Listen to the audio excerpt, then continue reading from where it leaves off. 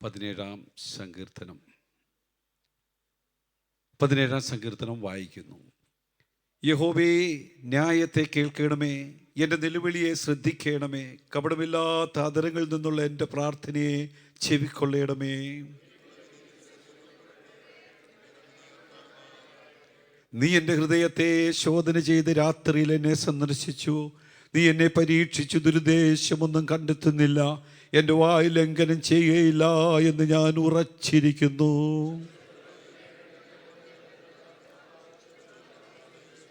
എൻ്റെ നടപ്പ് നിൻ്റെ ചുവടുകളിൽ തന്നെ ആയിരുന്നു, എൻ്റെ കാൽ വഴുതിയതുമില്ല.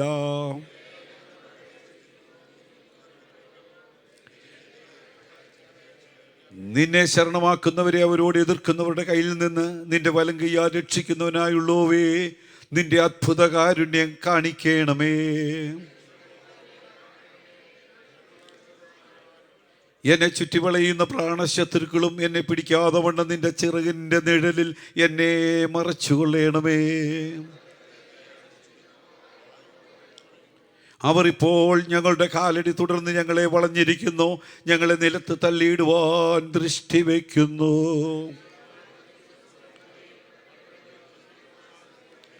യഹോവേ, എഴുന്നേറ്റ് അവനോട് എതിർത്തവനെ തള്ളിയിടണമേ.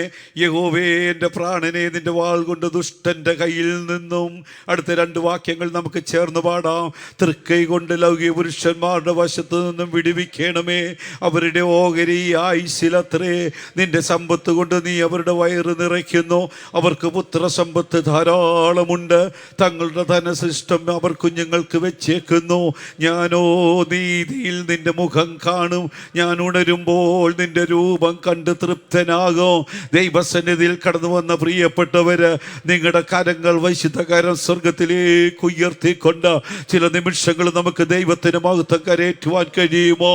പ്രത്യാശയോടെ സങ്കീർത്തനക്കാരോട് ചേർന്ന് നമുക്ക് പറയുവാൻ കഴിയുമോ? ഞാനോ നീതിയിൽ നിന്റെ മുഖത്തെ കാണും.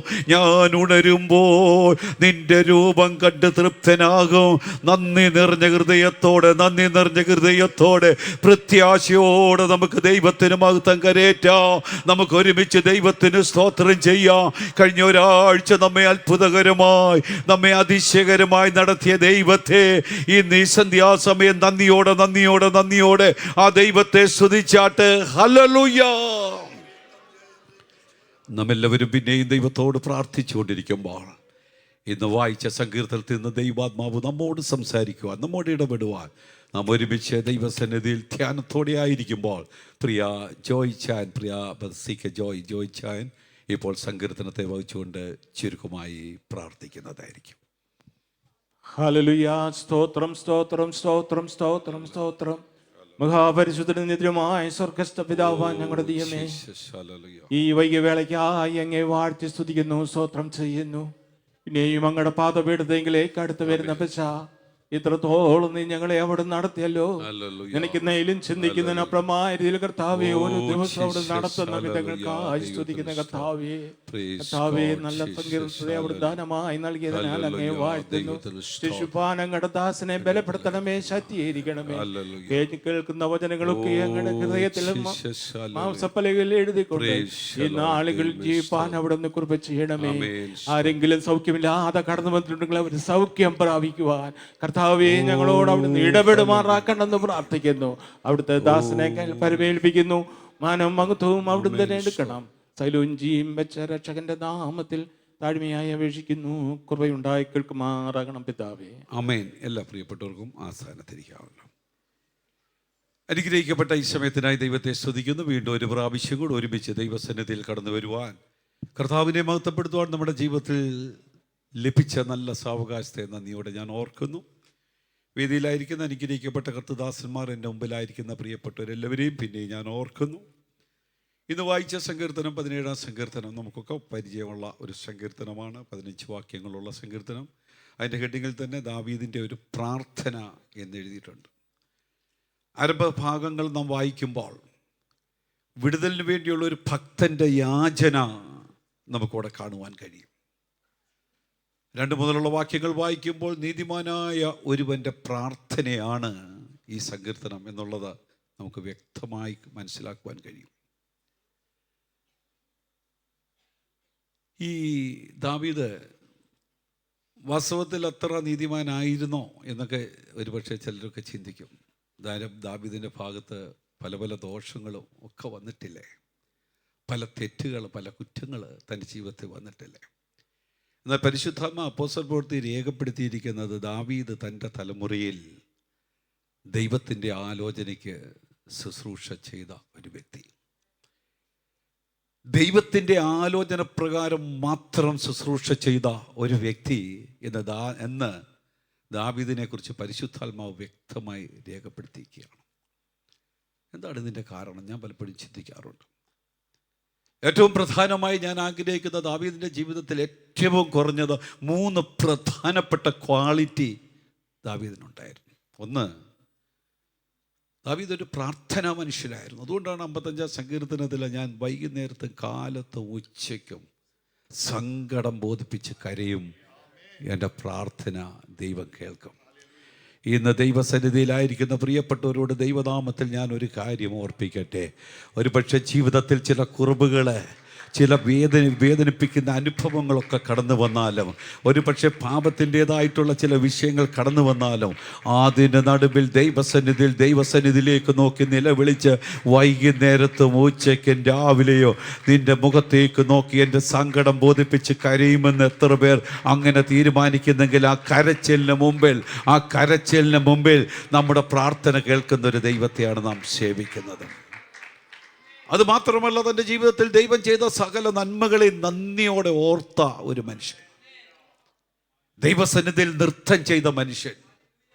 ദൈവം തൻ്റെ ജീവിതത്തിൽ ചെയ്ത പല നന്മകളെക്കുറിച്ച് ഓർക്കുമ്പോൾ നമുക്കറിയാം, പെട്ടകത്തിൻ്റെ മുമ്പിൽ മീഖൾ ഇങ്ങനെ നോക്കി നിൽക്കുമ്പോൾ ഒരുപക്ഷെ മറ്റുള്ളവരുടെ മുമ്പിൽ അപമാനിക്കപ്പെട്ടവനായി തീരുവാണോ എന്ന ചിന്തയോടെ നോക്കിയിരിക്കുമ്പോൾ അതിൻ്റെ നടുവിൽ പെട്ടകത്തിന് മുമ്പിൽ നൃത്തം ചെയ്യണമെങ്കിൽ ദാവീദിൻ്റെ ജീവിതത്തിൽ ദൈവം ചെയ്ത സകല നന്മകളെ, സകല ഉപകാരങ്ങളെ ഓർക്കുമ്പോൾ അത് മറ്റുള്ളവർ എന്ത് ചിന്തിക്കുമെന്ന് ദാവീദിന് വിഷയമല്ല, മറ്റുള്ളവർ തന്നെ പരിഹസിക്കുമെന്ന് ദാവീദിന് വിഷയമല്ല. ഇന്ന് ദൈവസന്നിധിയിൽ കടന്നു വന്ന പ്രിയപ്പെട്ടവരോട് ദൈവനാമത്തിൽ ഞാൻ ഓർപ്പിക്കട്ടെ, ദൈവം എൻ്റെ ജീവിതത്തിൽ ചെയ്തിരിക്കുന്ന നന്മകളെ കുറിച്ച് ഓർത്തുകൊണ്ട് നന്ദിയോടെ നമുക്ക് ദൈവത്തിന് സ്തോത്രം ചെയ്യുവാൻ കഴിയുമെങ്കിൽ അങ്ങനെയുള്ളവരെയാണ് സ്വർഗം പറയുന്നത് അവൻ നീതിമാനാണ്. അത് മാത്രമല്ല, ഏറ്റവും പ്രധാനമായിട്ട് ഞാൻ ചിന്തിക്കുന്ന ദാവീദിൻ്റെ ഒരു ക്വാളിറ്റി, തൻ്റെ തെറ്റുകൾ ഏറ്റുപറയുന്ന ഒരു വ്യക്തിയായിരുന്നു. തൻ്റെ ജീവിതത്തിൽ ഏത് തെറ്റുകൾ വന്നു, പാപങ്ങൾ വന്നു, കുറവുകൾ വന്നു, എന്നാൽ ആ തെറ്റുകളുടെ മുമ്പിൽ ഞാൻ ചെയ്തത് ശരിയാണ് എന്ന് പറഞ്ഞ് ന്യായീകരിക്കുന്ന ഒരു വ്യക്തിയായിരുന്നില്ല ദാവീദ്. ഇന്ന് ദൈവസന്നിധിയിലായിരിക്കുന്ന പ്രിയപ്പെട്ടവരോട് ഞാൻ ഒരു കാര്യം ഓർപ്പിക്കാം. ദാവീദിൻ്റെ ജീവിതത്തിൽ കുറവുകൾ ഒന്നിനു പുറകെ ഒന്നായി കടന്നു വന്നെങ്കിലോ എന്തുകൊണ്ട് ദൈവം ദാവീദിനെ ഒരു ഭക്തനെന്നെണ്ണി തൻ്റെ തലമുറയിൽ വിശ്വസ്തയോടെ ദൈവത്തിൻ്റെ ആലോചനയ്ക്ക് ശുശ്രൂഷ ചെയ്യുന്ന ഒരു വ്യക്തിയാണെന്ന് എന്തുകൊണ്ടാണ് പരിശുദ്ധാത്മാവ് രേഖപ്പെടുത്തിയത്? അത് മറ്റൊന്നുമല്ല, ഞാൻ വിശ്വസിക്കുന്നത് തൻ്റെ തെറ്റിന് മുമ്പിൽ അതിനെ ന്യായീകരിക്കുവാനോ അത് ശരിയാണെന്നോ പറയുവാനല്ല. ദൈവമേ, ഞാൻ പാപം ചെയ്തു, ഞാൻ തെറ്റ് ചെയ്തു, ഞാനൊരു തെറ്റുകാരനാണ് എന്ന് ദൈവസന്നിധിയിൽ നിലവിളിച്ച് പറയുന്ന ഒരു വ്യക്തിയായിരുന്നു ദാവീദ്. 17-ാം സങ്കീർത്തനത്തിൻ്റെ 8-9 വാക്യം ഒന്ന് വായിക്കണേ. 17-ാം സങ്കീർത്തനത്തിന്റെ 8-9 വാക്യം. കണ്ണിന്റെ കൃഷ്ണമണി പോലെ എന്നെ കാക്കണമേ, എന്നെ കൊള്ളയിടുന്ന ദുഷ്ടന്മാരും എന്നെ ചുറ്റിവളയുന്ന പ്രാണശത്രുക്കളും എന്നെ പിടിക്കാതെ വണ്ണം എന്റെ ചിറകിന്റെ നിഴലിൽ എന്നെ മറച്ചു കൊള്ളണമേ. എന്നെ കൊള്ളയിടുന്ന ദുഷ്ടന്മാര്, എന്നെ ചുറ്റിവളയുന്ന പ്രാണശത്രുക്കൾ എന്നെ പിടിക്കാതെ വണ്ണം നിന്റെ ചിറകിന്റെ നിഴലിൽ എന്നെ മറിച്ചു കൊള്ളണം. ശത്രു തൊടാതെ എന്നെ സൂക്ഷിക്കണം. അതായത് തൊട്ടിട്ട് വിടുവിക്കുന്നതിനേക്കാൾ തൊടാതെ സൂക്ഷിക്കുന്നവരെയാണ് ദൈവത്തിന് ഇഷ്ടം. നമ്മുടെ ജീവിതത്തിൽ ചില വിഷയങ്ങൾ കടന്നു വന്നിട്ട് അതിൽ നിന്ന് വിടുതലിന് വേണ്ടി ദൈവത്തോട് യാചിക്കുന്നതിനേക്കാൾ അപ്പുറമായി ചില വിഷയങ്ങൾ ജീവിതത്തിൽ കടന്നു വരുമെന്ന് മുമ്പിൽ കണ്ടുകൊണ്ട്, ചില വിഷയങ്ങൾ ജീവിതത്തിൽ ആഞ്ഞടിക്കും, കൊടുങ്കാറ്റ് പോലെ ചില വിഷയങ്ങൾ ജീവിതത്തിന് നേരെ ആഞ്ഞടിക്കുമെന്ന് കണ്ടുകൊണ്ട് അത് സംഭവിക്കാതിരിക്കാൻ ദൈവസന്നിധിയിൽ നിലവിളിക്കുവാൻ കഴിയുമെങ്കിൽ, ദൈവസന്നിധിയിൽ ജാഗ്രതയോടെ ഇരിക്കുവാൻ കഴിയുമെങ്കിൽ, സൂക്ഷ്മതയോടെ ഇരിക്കുവാൻ കഴിയുമെങ്കിൽ, എങ്ങനെ എങ്ങനെയെങ്കിലും അതിന്മേൽ ഒരു വിടുതൽ എനിക്ക് ലഭിക്കണമെന്ന് ചിന്തിച്ച് അങ്ങനെ ആയിരിക്കുന്നെങ്കിൽ അവിടെയാണ് ദൈവത്തിൻ്റെ പ്രവൃത്തി വെളിപ്പെടുന്നത്, അവിടെയാണ് ദൈവത്തിൻ്റെ വെളിപ്പെടുന്നത്. അവിടെ എഴുതിയിരിക്കുന്നതെന്ന് വായിക്കുന്നത്, കണ്ണിൻ്റെ കൃഷ്ണമണി പോലെ എന്നെ കാക്കണം, നിന്റെ ചിറകിൻ്റെ നിഴലിൽ എന്നെ മറച്ചു കൊള്ളണം. ശത്രു കാണുവാൻ കഴിയാതെ വണ്ണം, ശത്രു തൊടുവാൻ കഴിയാതെ വണ്ണം ദൈവമേ എന്നെ മറച്ചു കൊള്ളണമേ. എത്ര പേർക്ക് പ്രാർത്ഥിക്കുവാൻ കഴിയും, കർത്താവേ എൻ്റെ ജീവിതത്തിൽ ചില വിഷയങ്ങൾ കടന്നു വന്നിട്ട് അതിൽ നിന്ന് വിടുതൽ ലഭിക്കുന്നതിനേക്കാൾ ഉപരിയായി, അതിൽ നിന്ന് വിടുതൽ ലഭിക്കുന്നതിനേക്കാൾ അപ്പുറമായി എൻ്റെ ജീവിതത്തിൽ ചില അപകടങ്ങൾ കടന്നു വരുന്നു, ശത്രു എനിക്കെതിരെ തിരിയുന്നു. അത് സംഭവിക്കാതെ വണ്ണം എന്നെ കാത്തുകൊള്ളണമേ, എന്നെ കാത്തുകൊള്ളണമേ. എത്ര പേർക്ക് ആത്മാവിൽ അത് പറയുവാൻ കഴിയോ? അവിടെയാണ് എൻ്റെ ദൈവത്തിന് പ്രവർത്തിക്കുവാൻ കഴിയുന്നത്, അവിടെയാണ് ദൈവത്തിൻ്റെ പ്രവൃത്തി വെളിപ്പെടുന്നത്. ഒരുപക്ഷെ ചില വിഷയങ്ങൾ കടന്നു വരുമെന്ന് മുമ്പിൽ കണ്ട്, ശത്രു നമ്മെ ആക്രമിക്കുവാൻ വരികയാണെന്ന് മുമ്പിൽ കണ്ടുകൊണ്ട്, നമ്മുടെ ജീവിതത്തിൽ ചില ഭാരമേറിയ വിഷയങ്ങൾ കടന്നു വരുമെന്ന് മുമ്പിൽ കണ്ടുകൊണ്ട്, ചില പ്രതിസന്ധികൾ നമ്മുടെ കുടുംബത്തിന് നേരെ ആഞ്ഞടിക്കുമെന്ന് കണ്ടുകൊണ്ട് അത് സംഭവിക്കാതിരിപ്പോ ദൈവസന്നിധിയിൽ ഇടിവിൽ നിൽക്കുവാൻ കഴിയുമെങ്കിൽ, ദൈവസന്നിധിയിൽ ജാഗരിക്കുവാൻ കഴിയുമെങ്കിൽ, ദൈവത്തോട് നിലവിളിക്കുവാൻ കഴിയുമെങ്കിൽ അവിടെയാണ് ദൈവത്തിൻ്റെ ദൂതൻ ഇറങ്ങി വരുന്നത്. ന്യായാധിപന്മാരുടെ പുസ്തകത്തിൽ നിന്ന് ഒരു വാക്യം മാത്രം ഒന്ന് വായിക്കണമേ. 6:11 വായിക്കുമോ? ന്യായാധിപന്മാർ 6:11. ന്യായാധിപന്മാർ 6:11. അനന്തരം യഹോവയുടെ ഒരു ദൂതൻ ഒഫ്രയിൽ അബിയേസ്രനായ യോവാശിന്റെ കരുവേലകത്തിന്റെ കീഴെ ഇരുന്നു. അവന്റെ മകനായ ഗിദെയോൻ ഗോതമ്പ് മിദ്യാനയുടെ കയ്യിൽ പെടാതിരിക്കേണ്ടതിന് മുന്തിരിച്ചക്കിനരികെ വെച്ച് മെതിക്കുകയായിരുന്നു. മതി. ഗോതമ്പ് മിദ്യാന്യരുടെ കയ്യിൽ പെടാതിരിക്കുവാൻ, അതായിരുന്നു ഗിദെയോന്റെ ആഗ്രഹം.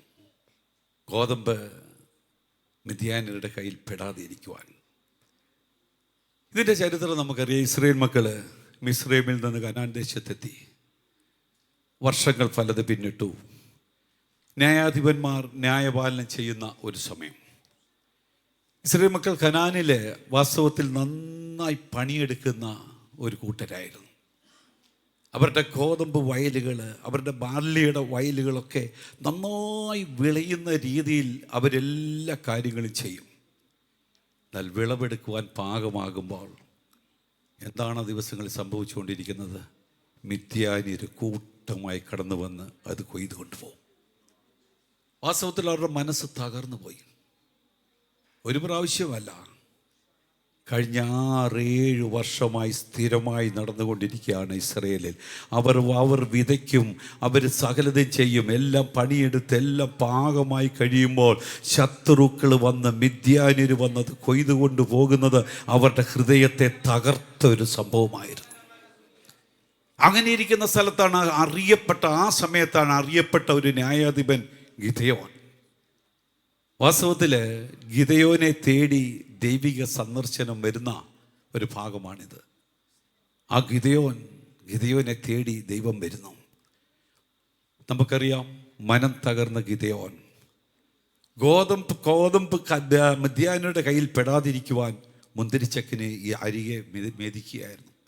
ഞാനിത് വായിച്ചപ്പോൾ എനിക്ക് ചിന്തിച്ച്, എന്തിനാ ഈ ഗോതമ്പ് മുന്തിരിച്ചക്കിനടെ അരികിൽ മെതിക്കുന്നത് എന്തിനാ എന്ന് വെച്ചാൽ എൻ്റെ ചിന്ത ഇത്രയേ ഉള്ളൂ. വയലിങ്ങനെ വിളഞ്ഞു കിടക്കുകയാണ്, കാര്യങ്ങൾ ഇതാണ്. ഗോതമ്പെല്ലാം പെട്ടെന്ന് അതെല്ലാം കൂട്ടി ഒരുപക്ഷെ മിദ്യാന്യർ വരുമ്പോൾ പെട്ടെന്ന് വയലിലായിരിക്കും അന്വേഷിക്കുന്നത്, എവിടെയാണ് ഈ ഗോതമ്പ്, എവിടെയാണ് ഈ ധാന്യം എന്നുള്ളത്. പക്ഷേ അവർ കാണാതിരിക്കുവാൻ വേണ്ടി മുന്തിരിച്ചക്കിനരികിലേക്ക് അത് കൊണ്ടുവന്ന് വളരെ ശ്രദ്ധയോടുകൂടെ അത് മെതിച്ചുകൊണ്ടിരിക്കുകയാണ്. ഈ ഇംഗ്ലീഷിൽ ട്രാൻസ്ലേഷൻ ചെയ്തിരിക്കുന്ന, Gideon was threshing wheat secretly in a wine press to hide the grain from മിദ്യാനിൽ നിന്ന്. അവരെ ഹൈഡ് ചെയ്തുകൊണ്ട്, അവരെ ഒളിച്ചു വെച്ചുകൊണ്ട് അവർ ചെയ്യായിരുന്നു.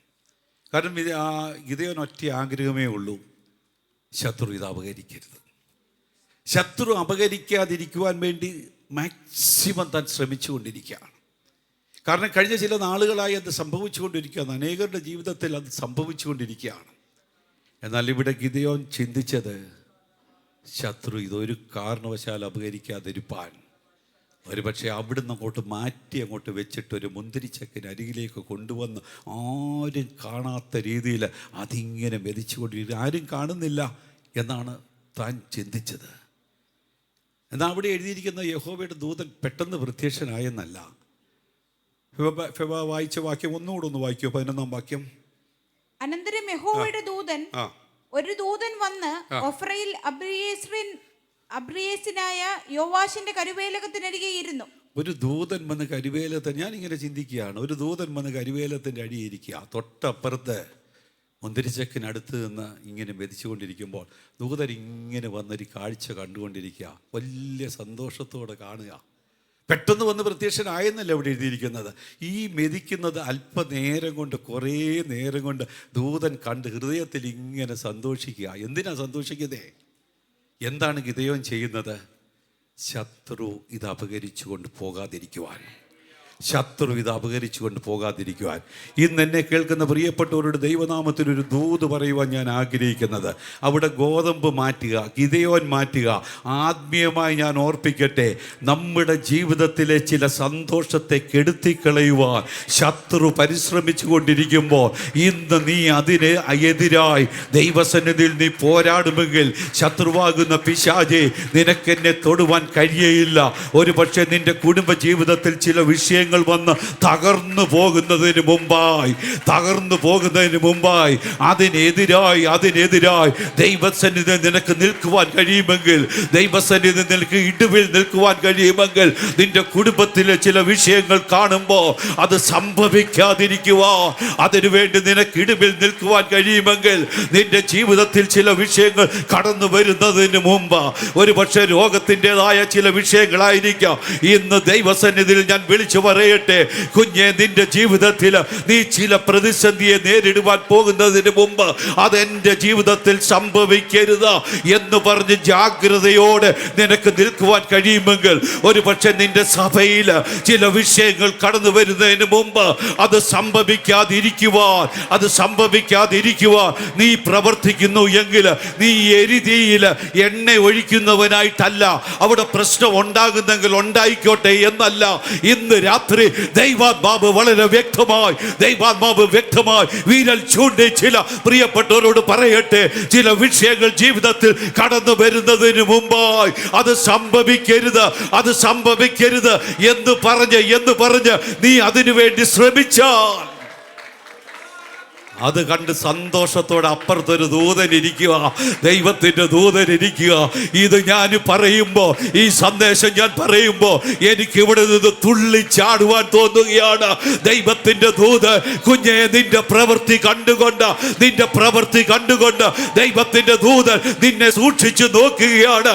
നീ ഒരു പ്രശ്നം ഉണ്ടാക്കുവാൻ, പ്രശ്നത്തിൽ നിന്ന് ഒഴിവാകുക, നിന്റെ കുടുംബ ജീവിതത്തിലെ വിഷയം നിന്റെ ജീവിതത്തിൽ കടന്നു വരുമ്പോൾ നിന്റെ ഭാഗത്ത് നിന്ന് എങ്ങനെയാണ് അതിനെ ഒഴിവാക്കുന്നത്?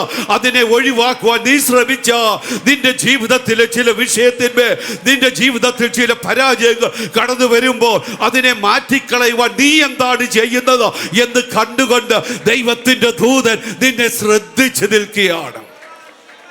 ഏത് ദൈവസന്നിധിയിൽ ഞാൻ ഒരു കാര്യം പറഞ്ഞ് ഈ കൊച്ചു സന്ദേശം ഇവിടെ അവസാനിപ്പിക്കുകയാണ്. പൂർണ്ണമായി ഞാൻ ഓർപ്പിക്കട്ടെ, ചില വിഷയങ്ങൾ നിന്റെ ജീവിതത്തിൽ കടന്നു വരുമ്പോൾ നീ ഒരു സ്റ്റെപ്പ് വെക്കുക. ഇല്ല, ഇതിവിടെ സംഭവിക്കുവാൻ പാടില്ല. ഇല്ല, ഈ പ്രശ്നം ഇവിടെ നടക്കുവാൻ പാടില്ല. എൻ്റെ കുടുംബത്തിൽ ഇത് സംഭവിക്കുവാൻ പാടില്ല. എൻ്റെ തലമുറയിൽ ഇത് സംഭവിക്കുവാൻ പാടില്ല. എൻ്റെ സഭയിൽ ഇത് സംഭവിക്കുവാൻ പാടില്ല. എൻ്റെ സഭയിൽ ഇത് ഉണ്ടാകുവാൻ പാടില്ല. അതിനെതിരെ അതിനെ എതിർക്കുവാൻ, അതിനെ തടയുവാൻ നീ ചിലത് ചെയ്യുവാൻ വേണ്ടി മുന്നോട്ട് ഒരു സ്റ്റെപ്പ് വെച്ചാൽ, സമാധാനത്തിന് വേണ്ടി നീ ഒരു സ്റ്റെപ്പ് വെച്ചാൽ, അവിടെയാണ് ദൈവത്തിൻ്റെ ദൂതൻ ഇറങ്ങി വന്ന് നിന്നെ നോക്കിക്കൊണ്ടിരിക്കും, നിന്നെ ശ്രദ്ധിച്ചു കൊണ്ടിരിക്കും. പെട്ടെന്ന് വന്ന് ദൈവത്തിൻ്റെ ദൂതൻ പ്രത്യക്ഷനായില്ല. ഗിദെയോനെ, നിന്റെ ഓരോ സ്റ്റെപ്പുകളും വളരെ സസൂക്ഷ്മമായി ദൈവത്തിൻ്റെ ദൂതൻ അവിടെ നോക്കിക്കൊണ്ടിരുന്നു. നീ അങ്ങനെ ചെയ്തപ്പോൾ പെട്ടെന്ന് ദൈവത്തിൻ്റെ ദൂതൻ അവൻ്റെ അരികിലേക്ക് കടന്നു വന്ന് അവനോട് പെട്ടെന്ന് പറഞ്ഞത്, അതാണ് അവിടെ താഴേക്കുള്ള ഭാഗങ്ങൾ എഴുതിയിരിക്കുന്നത്. അത് ഞാൻ പൂർണ്ണമായിട്ട് വായിക്കും. സംഭവിക്കുവാൻ വേണ്ടി ആഗ്രഹിക്കുന്നില്ല. നീ അതിനെ പോരാടുക.